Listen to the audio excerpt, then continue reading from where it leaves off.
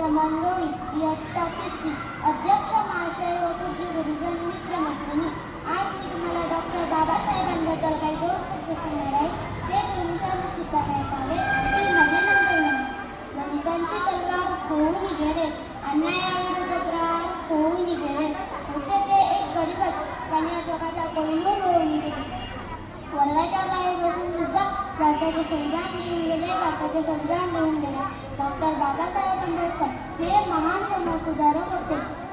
त्यांचा जन्म 14 एप्रिल 1891 रोजी झाला. त्यांचे पूर्ण नाव भीमराव डॉक्टर भीमराव रामजी आंबेडकर होते. शालेय जीवनात ते दररोज 18 तास अभ्यास करायचे. ते स्वतंत्र भारताचे ते भारतीय संविधानाचे शिल्पकार आहेत. त्यांनी दीनदलितांना न्याय मिळवून दिला. त्यांनी शिका, संघटित व्हा व संघर्ष करा हा संदेश दिला. ते स्वतंत्र भारताचे पहिले कायदा मंत्री आहेत.